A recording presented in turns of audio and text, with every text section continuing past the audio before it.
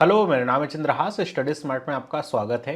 RBI ने दिसंबर में अपनी जो by monthly policy review meeting होती है उसके बाद ई मैंडेट को लेकर के कुछ चेंजेस किए हैं। उसके लिमिट को बढ़ाया है। तो इस वीडियो में हम समझेंगे कि ई मैंडेट आखिर होता क्या है, किस लिए काम में आता है, और ये जो लिमिट इंक्रीज करी गई है वो किस किस पेमेंट के लिए करी गई है।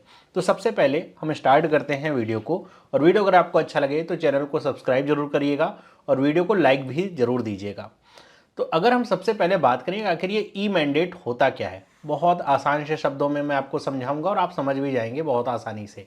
ई मैंडेट का मतलब एक तरीके से ये है कि मान लीजिए आपके टेलीफोन का बिल आता है हर महीने, इलेक्ट्रिसिटी का बिल आता है, ऐसे बहुत सारे बिल होते हैं जो मंथली या फिर एक टाइम पीरियड पे 2 महीने 3 महीने पे बार बार आते हैं।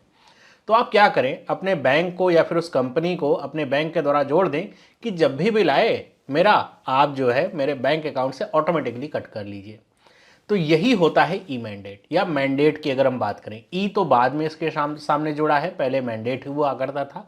मैंडेट आप किसी कंपनी को, मान लीजिए आपके पास किसी कंपनी का मोबाइल फ़ोन है या फिर लैंडलाइन है, आप या फिर इलेक्ट्रिसिटी का बिल है, आपने मैंडेट दे दिया कि जैसे बिल जनरेट हो मेरे अकाउंट में से काट लेना। आपने बीमा पॉलिसी ले रखी है तो जैसे ही उसका प्रीमियम ड्यू हो आपके अकाउंट में से उतने पैसे कट जाएंगे। तो ई मैंडेट जो लागू किया गया था वो इसी सुविधा के लिए लागू किया। पहले मैंडेट हुआ करता था और फिर इसे ई मैंडेट का नाम दिया गया। और यहीं से आप ये जो नीचे टर्म देख रहे हैं ना, नाच, ये अस्तित्व में आता है, जिसका फुल फॉर्म होता है नेशनल ऑटोमेटेड क्लियरिंग हाउस। तो इसका काम क्या होता है? इसका काम होता है कि जो भी आपके पास इस तरह के रिकरिंग बिल पेमेंट्स होते हैं उनको रिजॉल्व करना। किसके लिए बेनिफिशियल होता है? आपके लिए भी होता है और कंपनीज के लिए भी होता है। उनको भी बार बार आपको रिमाइंडर नहीं देना है। आपके लिए भी अच्छा है कि अच्छा बिल आ रहा है, ऑटोमेटिकली कट जा रहा है, ये आपके लिए सुविधा है। तो इसमें इसको जो लॉन्च किया था आरबीआई ने, और इसमें जो कह सकते हैं कि जो पूरा काम धाम देखने वाला संस्था है वो कौन सी है? एनपीसी है, national payment corporation of India.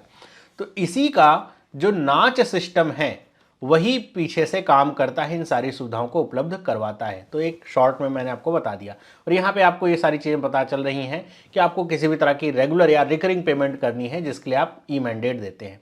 तो मैंडेट पहले क्या होता था कि एक फॉर्म की तरह आता था, मतलब मैनुअली आपको फॉर्म को फिल करना पड़ता था, किस लिए किस पर्पज से मैक्सिमम कितना पेमेंट कर सकते हैं, वो सारी चीज़ें भर करके बैंक में जमा करनी पड़ती थी। फिर वो जाता था बैंक के पास, फिर वो वेरीफाई होता था और उसके बाद वो स्टार्ट होता था। अब ये जो ज़माना आ चुका है इतना डिजिटल का, तो अब ई मैंडेट हो गया। आपको कोई फॉर्म नहीं फिल करना, आपके सामने मोबाइल ऐप पे या फिर ऐसे ऑप्शंस होते हैं, आपको सीधे अपने आधार से वेरीफाई करवा देना, ओटीपी वगैरह डाल करके। अच्छा, इस कंपनी को आप दे रहे हैं मैंडेट, कितना पैसा ये हर महीने तक काटते रहे, वो आपका बिना कोई फॉर्म भरे घर बैठे बहुत ही जल्दी शुरुआत हो जाती है उसकी। अगर मैं आपको फॉर्म दिखाऊँ तो कुछ ऐसा फॉर्म दिखता था वो आपको, जिसमें सब कुछ डालना रहता था, पेमेंट कब करनी, वो सारी चीज़ें। अब कुछ नहीं ऐसा होता है, सब कुछ मोबाइल की हेल्प से ही आप कर सकते हैं। तो आपने मान लीजिए किसी भी कंपनी को मैंडेट दे दिया कि आपके अकाउंट में से इतने पैसे काट लें, लेकिन उसकी भी एक लिमिट थी। अब अगर हम बात करें ई मैंडेट की, तो इसको ई मैंडेट, ध्यान रखिएगा, ई मैंडेट जो है वो अगस्त जो 2019 में लाया गया। उससे पहले फॉर्म वगैरह के प्रोसेस से चलता था सब कुछ, जिसको आप ईसीएस भी कहते थे। तो ईसीएस को रिप्लेस किया गया है ई नाच के द्वारा। तो यहाँ पर जब 2019 में से लॉन्च किया गया था, पीछे का एक मोटिव यही था कि घर बैठे आसानी से बिना किसी ज़्यादा हैजल के लोग इस सुविधा का इस्तेमाल कर सकें। और यहाँ पर जो लिमिट रखी गई थी वो क्या थी? 15,000 की, कि अगर 15,000 या उससे कम की पेमेंट है हर महीने जो हो रही है, तो उसके लिए आपको किसी भी तरह का एडिशनल कोई फैक्टर ऑथेंटिकेशन या ओटीपी वगैरह जैसा पूछा जाए ऐसा डालने की जरूरत नहीं होती थी। इससे अगर ज़्यादा होता था ना अमाउंट, मान लीजिए आपका फ़ोन का बिल या टेलीफोन या क्रेडिट कार्ड का बिल आ गया 20,000 रुपये। अब पेमेंट के लिए भले ही आपने मैंडेट दे रखा है, लेकिन पेमेंट के लिए आपके पास पहले एक कोई ओटीपी आएगा या कॉल आएगी, कुछ ऐसा होगा कंफर्म करने के लिए, अच्छा ये बिल सही है कि नहीं। तो ये सारी चीज़ें कुछ सिक्योरिटी पर्पस ऐसा रखा गया था। तो जब ये लागू किया गया था तब तो सीन ऐसा ही था। लेकिन अब क्या है, हम देख रहे हैं कि जैसे हमारा यूपीआई सिस्टम डेवलप हो गया है, हमारी जो आदतें हैं बदल गई हैं। अब हम ज़्यादा से ज़्यादा ऑनलाइन या डिजिटल ट्रांसफ़र करना चाहते हैं पैसों को। तो अब क्या हो रहा है, यहाँ पर जो पैसा है, जो लिमिट है 15,000 की, वो कम पड़ रही है। अब यहाँ पे किस सुविधा के लिए कम पड़ रही है वो भी हम समझते हैं। सबसे पहले यहाँ पे एक डेटा दिया गया था कि ई मैंडेट जो वर्तमान समय, ये दिसंबर का जो डेटा 2023 का है, कि इस समय 8.5 करोड़ जो ई मैंडेट है करंटली रजिस्टर्ड हैं और जिसके द्वारा 2800 करोड़ रुपए का ट्रांजेक्शन पर मंथ प्रोसेस हो रहा है। ई मैंडेट सुविधा का इस्तेमाल किया जा रहा है। यहां पर जो मैं कह रहा था दिक्कतें आ रही थी, किस सुविधा के लिए आ रही थी? Mutual funds, payments of insurance premium and credit card bill payment. अब म्यूचुअल फंड जो है, अब लोग ज़्यादा इन्वेस्ट करना चाह रहे हैं, ज़्यादा जागरूकता बढ़ रही है, कोविड के बाद से कुछ ज़्यादा ही हो रहा है। तो म्यूचुअल फंड वगैरह में अगर 15,000 रुपये से ज़्यादा है तो बार बार आपके पास कॉल आएगी, अच्छा उसको वेरीफाई करना एडिशनल फैक्टर ऑथेंटिकेशन के द्वारा, और इसी तरह insurance premium credit card bill के लिए भी है।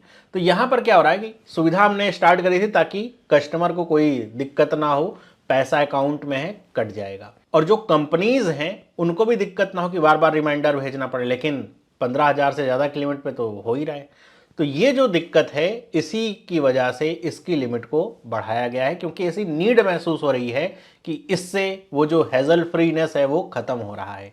तो अब जो है इस लिमिट को बढ़ा करके कर दिया गया है कितना? 1 लाख रुपए। 1 लाख रुपए तक अगर कोई भी बिल पेमेंट है तो उसके लिए एडिशनल फैक्टर ऑथेंटिकेशन की जरूरत नहीं है। हैजल फ्री आप जो आपके अकाउंट से पैसा कटता रही, लेकिन ध्यान रखिएगा बैंक में पैसा होना भी चाहिए। और ये किसके लिए है? केवल 3 ही सर्विसेज के लिए। पहला, सब्सक्रिप्शन ऑफ म्यूचुअल फंड, दूसरा पेमेंट ऑफ इंश्योरेंस प्रीमियम, तीसरा payment of credit card bill.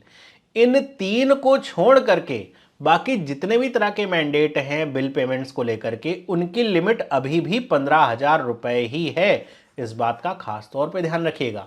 सबके लिए 1 लाख नहीं हुआ है। यही सीन यूपीआई के साथ भी है। यूपीआई के बारे में मैंने आपको बता रखा है कि यूपीआई की जो लिमिट को 5 लाख रुपए किया गया है, वो केवल और केवल जो एजुकेशनल इंस्टीट्यूशंस हैं और जो हॉस्पिटल्स हैं, हेल्थ केयर सिस्टम है, उनके लिए ही है। बाकी के लिए प्रीवियस लिमिट ही है। यही हाल यहाँ भी है कि 15,000 से बढ़ा करके 1 लाख की जो लिमिट कर दी गई है कि 1 लाख तक कोई एडिशनल फैक्टर ऑथेंटिकेशन नहीं करना है, वो केवल और केवल इन 3 सर्विसेज के लिए वर्तमान समय में है। आगे अगर इसको एक्सपेंड किया जाएगा तो वही बताया जाएगा।